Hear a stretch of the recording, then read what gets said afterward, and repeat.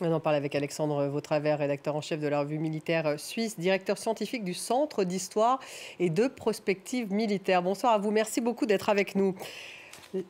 L'armée israélienne, qui dit donc livrer des combats acharnés, je cite, au Hamas. De quel type de combat parle-t-on? C'est difficile d'avoir des informations. Ce sont des combats de zone urbaine, des combats de localité. Alors ça, c'est quelque chose qui a été vu ces dernières années.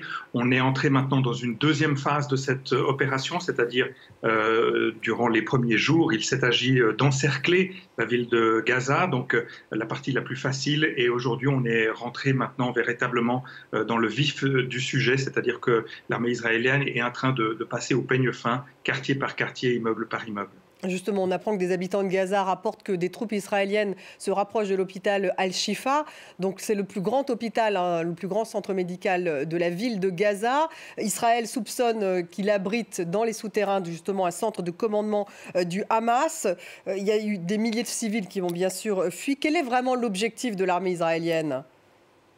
Bon, l'armée israélienne, comme je vous l'ai dit, est en train de procéder de manière extrêmement méthodique, avec bien sûr, et c'est la question que vous n'avez pas posée, des corollaires qui sont l'évacuation progressive de la population de ces quartiers, de ces immeubles, et à la fin de cette ville. Et personne ne sait véritablement comment l'armée israélienne va ensuite gérer le retour hypothétique de cette population.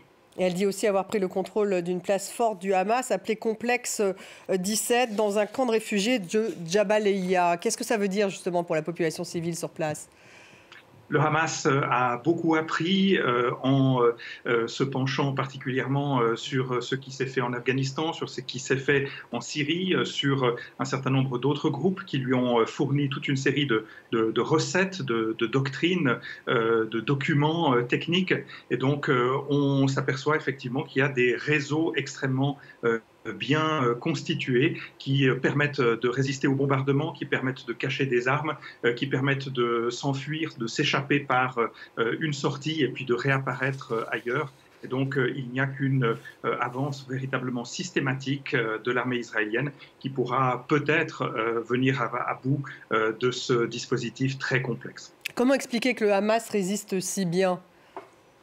Ils ont eu des mois, si ce n'est des années, pour se préparer. Et puis à partir du moment où vous mettez une densité de population très importante, à partir du moment où vous devez vous battre non pas, entre guillemets, en deux dimensions, comme dans la bataille navale traditionnelle, mais vous avez également des hauteurs, vous avez également des souterrains, eh bien vous augmentez la complexité de ces opérations de manière très très importante.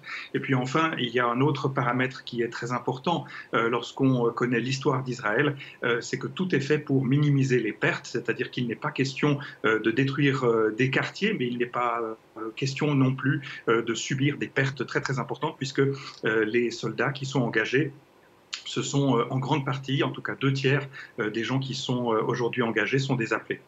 Alors là, Alexandre Vautravers, il parle tout de même d'une guerre longue. Est-ce qu'ils vont en avoir les moyens ? Alors, personne ne sait véritablement, parce que toutes les armées occidentales et certaines autres qui se sont frottées à ce type d'opération se sont cassées les dents à un moment ou à un autre pour des raisons diverses et variées. Mais effectivement, si on veut procéder de la manière dont l'armée israélienne est en train de procéder maintenant, ce sont des opérations qui vont durer des mois, si ce n'est des années. Et on peut imaginer bien sûr que la pression de l'opinion publique, la pression des familles, qui voient leurs pères, leurs frères, leurs enfants également être engagés dans ce conflit, cette pression va s'accentuer ces prochains mois. On apprend à l'instant qu'Israël considère justement une vidéo de 2 otages montrés par le djihad islamique. Il considère cela comme un terrorisme psychologique. Ça fait partie des armes de guerre. Bon, vous savez que l'avantage du mot terroriste, c'est qu'il n'y a aucune définition internationale. En droit international, le terrorisme n'est pas défini, donc cela permet aux uns et aux autres de l'utiliser à peu près comme on le souhaite. Maintenant, évidemment, c'est un crime de guerre que de maltraiter des prisonniers.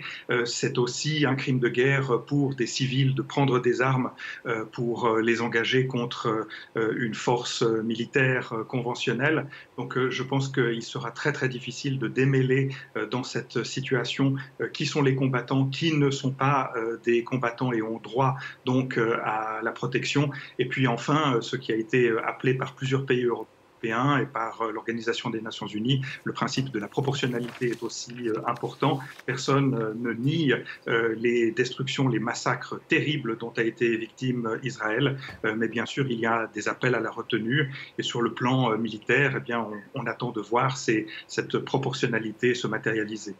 Merci beaucoup Alexandre Vautravers d'avoir été avec nous, rédacteur en chef de la revue Militaire Suisse, directeur scientifique au Centre d'histoire et de prospective militaire.